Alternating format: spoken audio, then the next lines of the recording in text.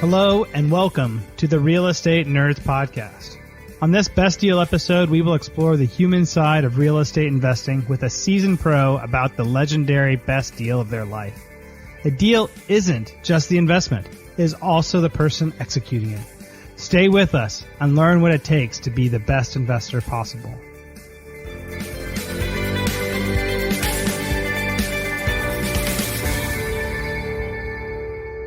Hi, this is Scott Smith, and you're with the Real Estate Nerds Podcast. I'm your host, and today we have the pleasure of speaking with my good friend Frank here, who is a top-ranked mobile home park owner in the United States, and he's going to be sharing with us today one of his best deals. So, Frank, thanks for coming on the show today. And Thanks for having me. Yeah, I'm excited to hear about what you got going on and share with you about what's the beginning, middle, and end of that best deal. Do you want to give us a little bit of a background of what would be important for us to know about you and in correlation to this deal? Yeah, sure. Well, first, a little background on me. I'm with my partner Dave Reynolds, we're the fifth largest owners of mobile home parks in the U.S. We've got about 300 properties, about 700 employees. We've been doing this for a little over 2 decades. And I've been featured on everything from the New York Times to National Geographic, because not that many people are in the mobile home park sector, and then additionally, they will actually talk to anyone about it. So I've just been doing this for a long, long time. So, and my deal I'm going to talk about is my best deal. In fact, will be my first deal I ever did. I know that's kind of unique. And just because it's structured in such a strange way, it's something which within the grasp of almost anybody. And then it began my path to becoming fifth largest. So if you like, I'll just go ahead and jump into that deal. Yeah, Frank, how did you get started? I mean, if it was one of your first deals, like what initially got you interested about doing that deal? Well, what happened to me was I had actually started out of college a billboard company out of absolutely nothing, and built that up and sold that in '96 to a public company. So I had some capital, and I wanted to find something new to invest in and devote my 8 or 10 hour a day slot of time to working on something, and didn't know what it would be. But I started looking at lots of different sectors, and the one that intrigued me was mobile home parks, because it was just so weird. I mean, no one back in '96, not one person I knew owned a mobile home park. The zoning is very rare. The industry is very odd. I like the fact it was kind of the Dollar General of housing. It's definitely affordable housing. And then this particular deal was offered to me, and in a manner which I could not refuse it. So I basically bought my first deal, or said, okay, I'll take it, right on the phone. And what the deal was, it was a mobile home park I built a couple billboards on called Glenhaven down in Dallas. And the deal the guys pitched to me was, he'd sell it to me right now, sight unseen, for $400,000 with $10,000 down, and he would carry $390,000 for 30 years. And I could not pass that up. I knew nothing about Glenhaven. I knew nothing about the mobile home park business. All I knew was it was 83 lots on a highway in Dallas. He was losing $2,000 a month, and he'd sell it to me under this insanely attractive seller financing. So that's how I got into it. It was literally just an immediate point of purchase buy, and that's how I got into it. How did you know this guy? I had built 2 billboards on his property, and over the years, probably once a year, he would call me up and say, hey, can you do me a favor? When you're out driving around looking at billboards, can you stop by? Because I've been trying to reach the manager for a week, and he won't answer the phone. So I go over to the mobile home park, go to the guy's old nasty trailer, knock on the door. Guy would open the door, typically in his underwear. What do you want? Ron says he won't call him back. Okay, I'll call him. And then we just repeat that same scenario once a year. Wow. So that's how I knew the seller. That's how I knew of the park. Okay. And so it sounds like you had a pretty decent relationship with this guy before you got into it to know whether this is a real. Yeah, but not huge. It wasn't like we were hanging out and eating dinner, and I wasn't calling him saying, hey, what's new? I mean, I literally heard from the guy like once a year. Yeah. And beyond that, I was sending him a check every month for billboard rent, but I didn't really have any pre-existing relationship with him. Okay. How did you know that this was a real deal? I mean, sometimes you get deals and they're like, oh, this is too good to be true. Like, how did you sort that out in your head? Well, I mean, this is what I knew. I knew it was on a highway. That's always good, no matter what kind of real estate you're in. And I knew that it has very rare zoning because when you build billboards, you can only build them in certain zonings and spacing. So I knew I never saw MH mobile home zoning, rarely in Dallas. And I knew that I liked stuff that's basic because billboards are kind of basic. And this was even more basic. It was housing. And I like industries that are built on cheapness. So I like the fact that I would be the cheapest, most bargain basement part of housing. And then I like the fact that the problem with the park, quantifiable. I mean, if the guy had said, "Yeah, I'll take my park, please, 10,000 down," and it was running good, I think, oh God, there's some kind of huge latent defect. It's on top of a landfill or something. But because it made sense to me, the guy's losing $2,000 a month, so he just wants to unload it. I thought, well, I could probably solve the $2,000 a month. And then, of course, I also thought if I can't solve the $2,000 a month, I'll just give it back to him, right? So I kind of had my risk hedged on that a whole lot. That's how it worked. That's cool. And did you also assume in there, or thinking back on it, did it help that you actually knew that the manager of the property was basically? No. I knew right off the bat that the first thing that had to go was the manager. Yeah. Knowing the guy was of no value at all, that the guy was a complete catastrophe. That's why I was losing $2,000 a month. I mean, the guy was a nut. Yeah, especially with something that big, right? Like it's just a small tweak in management and you're cash flow positive. Yeah. I mean, so cool. Again, I was willing to give it a whirl. I was willing to lose $10,000 to see if I could fix it. That was basically how it worked. That's awesome. What I love about that too is that you have a very quantifiable downside risk, right? That it's like, only $10,000, like I'll take a $10,000 gamble. I mean, that's even better than any other piece of real estate where you're not like this loan and you're tied up in your name and it goes on a foreclosure. Those are way more risky. Yeah. That's cool. So what is that like in the middle of this process? So you start down, he tells you about this deal and then you jump into it like the next week or like the next day or? Yeah. Well, we closed about 3 weeks later, roughly. Okay. And because we had to get a title company and all the stuff together. But in the interim, he gave me his profit and loss statement, and we're not talking computerized, beautifully done. We're talking I thought it was roughly accurate. Didn't even know for sure. But I was looking down the different cost factors, and there it was, so obvious to me how I could fix the negative immediately. And that was, he had a cable TV bill that was coming in of like almost $3,000 a month. So I asked him, what's this cable TV item? Because that seems kind of weird. And he said, oh, yeah, well, as an extra amenity for the residents, I got everybody free cable TV a few years ago. I did the math. He had 83 lots, and the bill was almost $3,000. So that's like almost $40 a month. And bear in mind, this is back in mid-'90s. And in the mid-'90s, a regular household cable was only $40 a month. So I called up the cable company prior to closing and said, hey, what's the deal on the cable contract at Glenhaven? And they said, oh, yeah. Ron guy signed it up like 3 or 4 years ago. I'm like, okay, well, when does it end? Oh, it already ended. Oh, so I'm a month to month. Yeah. Oh, why is it so high? Oh, well, we just charge him the cable amount per lot. I said, well, what about any kind of discount? What about wholesaling or anything? Oh, no, we didn't ask for any of that. We just set it up as residential. Well, so I just said, well, I'm canceling it. They said, you can't cancel it. Holy crap, that's impossible. If you cancel it, people won't have any cable. I said, well, number one, he's only half occupied. So he's basically paying you guys like $80 a month per lot.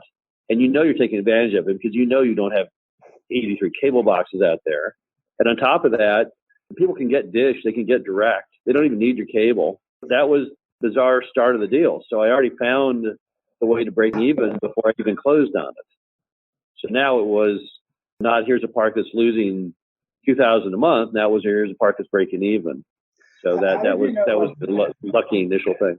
Well, which is awesome, right? Because now you found a way to be able to look at the P&L statement and then find out a way to be able to at least make it profitable or break even just from that one right. piece, right? The P&L statement on that, I think, is also an interesting part to the story because it's like they're not perfect records. So how do you go? Oh, yeah. Is it kind of like you said, well, I think these probably should be renting for this and just kind of you're doing it by rules of thumb and saying that kind of roughly matches up, so probably okay? Well, yeah, but back then I didn't even know what the various line items of a mobile home park were, right?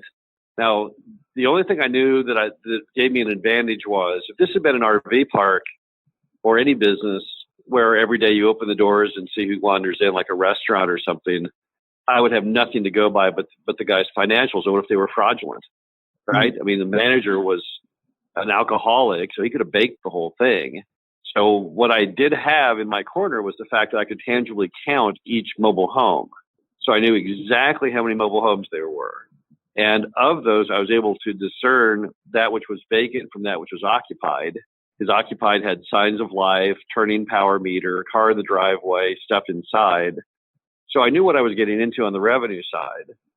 Then on the cost side, I was able to get from the city of Dallas the water and the sewer bills, the payment schedule for the last 3 years, and the power, and most of the costs. So even though I didn't know what the heck I was doing, I did have the ability to actually make sure that the statements were seemingly accurate. Now, that was my first deal. Obviously, much better today. But back then, I was able to really get the financials pretty tight. And actually, then after I bought it, the financials were pretty tight. I would not have bought it if this was like a restaurant, like Tom's Burger Shack. I couldn't have bought it because I would have never believed the statements. Anyone could have said, "Oh yeah, we sell $1,000 a day of burgers," and then you buy it, you find out they sell like one burger. The very fact that the homes are already in there gave me huge peace of mind on it. And then the fact I could actually get the actual numbers from the actual utility providers, that gave me another peace of mind. So that part was pretty easy to nail. Did you at any time in here look for anybody else to partner with you or outside counsel or anything like that? Or were you just kind of winging it yourself? No, I was going to wing it. I've really always been a total miser. I hate spending money on stuff. The title company itself, if you ask them, is the greatest bargain because the title company has its own internal lawyer, right? So once you're going to close it through the title company, they'll typically, if you ask them, have their own lawyer who is free review your contract to see if there are any problems. So that's where I got my legal work done. I got it done for free for the title company. As for the rest of it, though, what made the whole deal possible was the seller financing. All I had at risk was $10,000, right? And it was non-recourse. So at any given moment, even after the day of closing, I could have given it back to him and only let out $10,000.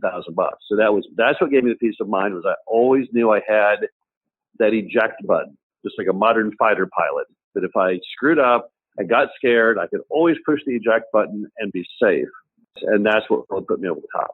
Wow, that's cool. How does it work out from the closing? I mean, it sounds like you get a P&L statement, you're doing a lot of research, you're following up for basically verifying everything through third parties to ensure that all the yeah, but at the same time, I didn't know what I was doing. So what I did was I closed on the deal, and the little trailer in the park, which had always been the office, a little office sign on, a little single wide. And so I thought, well, I got nothing else going on, sold my billboard company. I'm going to go out and office in that little trailer from 9 to 5 every day, figure out what makes this big beast tick. So I went out there, and not as owner, but just as a guy from the management company, and went out there and sat in the trailer every day for a year. In so doing, I learned a lot of what you need to do and a lot of things you shouldn't do. And I heard 1,000,001 crazy, insane stories from residents of things they'd done, neighbors were doing, and just pretty much a total waste of time. I did gain confidence in how the business worked, and I learned it was nothing like I originally anticipated. What did you really think? What did you think it was going to be like before you got into it? I got find about it at OK Corral. So the first thing I did before I bought it, I ran down and got a Texas concealed handgun license and had a loaded pistol in my pocket from the first time I showed up. I later found out that even though the people were poor, they were not dangerous. So I never, ever had a case of anyone threatening me or anything like that. So I pretty rapidly realized I didn't have to carry the pistol around. So I stopped carrying the pistol around. But when I first showed up, like any American who's watched any form of television or the movies, you're going to think 8 Mile or something like that. And that's not what it's all about. I mean, yes, there is scary affordable housing. I think the bulk of it is more along the lines of Section 8 and subsidized housing. But this basically is just like a high-density subdivision, although in the case of Glenhaven, a high-density subdivision of wacky people. But that changed dramatically in the months ahead. But initially, it was me and a bunch of carnival workers. I had just the craziest assortment of people you have ever seen. Each one worthy of its own sitcom. It was so radically insane. There was a woman in there who had 2 daughters, both in their 20s, And she had lived in Glenhaven her entire life, as had the daughters, and they had never been actually married to anyone. She literally floated around and lived with almost every resident in the park. It's just insane. So that she actually had no home, nothing. She floated from trailer to trailer, living with guys, sometimes platonically, sometimes romantically. It was the craziest stuff you've ever seen. Somehow this ragamuffin group had cobbled together this little civilization there on the interstate. And that's what I was basically hanging out with every day for a year. That actually sounds incredibly entertaining. Well, possibly to some. It got really annoying at the end because I realized I'd basically wasted a year when I could have been out finding other mobile home parks to buy and other things. Like any neophyte who doesn't know what they're doing, you don't really know how to spend your time to the most profitable level. And I had basically screwed the whole year over, is what I learned. Yeah, bro. I mean, was there's like a silver lining to that cloud though? Like when you manage your first property, you get to realize like what it's like to actually have to like fix the toilets and do all that stuff to actually know. Well, yeah, you learn a whole lot. And then also in the case of Glenhaven, I got one huge lucky break. And I wouldn't have gotten the lucky break if I had not been so actively on top of it. Yeah. And what the lucky break was that I was 50% occupied, and someone tipped me to the fact that they were shutting down another trailer park in downtown Dallas. And it was basically all Hispanic. So I drove out to that park and the manager, and I said, "Hey, manager, I would like as many of these trailers as I could for Glenhaven. So how could I wangle that?" And they said, "Oh my God, that's fantastic, because under our agreement with the city to get it rezoned for this new development, we have to pay to move everyone out of here. So we'll pay to move the people to your lots." This is just match made in heaven. So I was able to take Glenhaven from half occupied to fully occupied at no cost. And then the other crazy part of that transaction was now I was bringing in real customers. These are people who really had jobs, pride of ownership, sense of community, and it diluted down my oddball crew. And then additionally, it irritated my oddball crew because they liked Glenhaven being just a cast of nuts. So they would start then leaving, and every time they left, I would replace them with friends and family of these new residents who were perfect residents. And so I changed the complete complexion of that property just almost overnight. And it took Glenhaven from being this crazy menagerie of nutcases to this really nice, calm, stable business model. That was my big luck out. Yeah, but you had that luck out, right? Because you were there and like kind of had your finger on what was available for people to talk to. I was there hanging out in the park, got told about the park, jumped in the car, went out there. If I had not had been granular enough in the business, I would not have known the park was shut in, nor would have I been able to jump out and drive over there real fast. Because when those things happen, all the surrounding park owners, they all want the customers, right? But I was like first guy there, and that really helped me hugely. And then once everyone already got in the groove of moving to Glenhaven, then people who had been slower on the draw, it was already too late because they'd already decided to go to Glenhaven. So, but that was my big luck out from being there. That's pretty cool, Frank. I don't know, sometimes we talk about on the show about like what the lesson learned is from one of these experiences.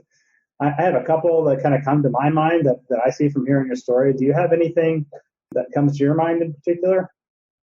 Well, I'd say the key lesson learned so far in the story is, number one, the power of seller financing. I would have never had the confidence to buy Glenhaven using bank financing because I would have never signed on a recourse loan for Glenhaven knowing absolutely nothing about it. That was huge. Number two is when the structure is such that it meets a healthy risk-reward relationship. And by that, I mean, if it's got little risk and high reward, you should always do it. High risk, little reward, you should never do it. This scored very high on little risk. All I was risking was $10,000. High reward, I didn't know what the thing would be worth, but I thought it was worth more than what I was paying for it. So that was another key lesson learned. I say those are probably, so far in the Glenhaven story, those were the two key lessons learned for me. That's awesome, man. I was just thinking too, in addition to that, like there's power of, say, seller financing, definitely there, right? But like there's another piece too that's like underlies that, which is the power of actually having a network. Because like you have a network because you happen to be there for billboards, but that's the network that gave you the initial deal that happened to be so. Oh yeah. And the network of being on site was your network of kind of like your band of misfits actually get like data from your grassroots network about what you need to do next. Right. It wouldn't have happened if you were off site, right? So it's like, yeah, I would agree with that. Yep. Yeah. The funny thing is that I run into personally, and I don't know if this is true for you, but like 98% of the time when I feel like I'm like quote unquote networking, as I'm kissing a lot of toes to be able to find that one relationship that I'm like, okay, that's really valuable. But it's hard as an entrepreneur to grind through so many like quote unquote failures in a way, right? To be like, I just keep wasting time here to get to some of those pieces, those really key relationships that really, really move. Yeah, I totally agree with that. Yeah. That's awesome, Frank. So how do we wrap up the Glenwood story here? Well, okay, so fast forwarding. So I've got Glenhaven, and one thing that I learned about mobile home parks early on was there was a huge amount of demand because I had some vacant rentals in Glenhaven. I ran ads in the Dallas Morning News. I was getting like 60 calls a week.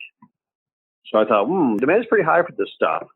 And then I also found that the Glenhaven's lot rents were insanely low because, as I recall, it's been a long time now, but the lot rents at Glenhaven when I bought it, I want to say were like $175 a month or something. And over my tenure of owning Glenhaven, I drove those up to $300 and something a month. And even then, I was nowhere near the top. Today, lot rents in Dallas are $550, $650, stuff like that. But at any rate, so I knew based on supply and demand that I could be a little more bold on raising rents than Ron had been. So started raising the rents up significantly, filled up all the vacant park-owned homes, I sold them off, filled the lots, and there was really nothing left to do at Glenhaven but annually raise the rents. So meanwhile, while all that's going on, I get an offer for Glenhaven, and I take it. And so I end up selling Glenhaven for about $1.5 million. And bear in mind, I bought it for $400, and I'd probably put another $100 in it of CapEx. But if you look at the lever, the return on that money levered was just insanely high. So that was my first deal. The reason I would call that my best deal was because the success of Glenhaven is what gave me the confidence to buy park number 2, park number 3, park number 4, and then of course now we're at 300. So I guess the lesson learned there is J.W. Marriott, the hotel guy, said it's the little things that make the big things possible. And that's kind of how it worked out. So it was just me hanging out in the trailer at Glenhaven, all the little things I did during that period, repainting the laundry buildings and everything else. It all grew into this giant pile of properties today. But that's how the movie ended. So Glenhaven was like my original portfolio piece, stepping stone to buying more parks. And there you have it. That's awesome, Frank. And if anybody wants to get in touch with you, what's the best way for them to do that? Oh, the easiest way to get in touch with me is just if you go to the website mhu.com, you'll find just me all over the place. Phone numbers, emails, you name it. Awesome.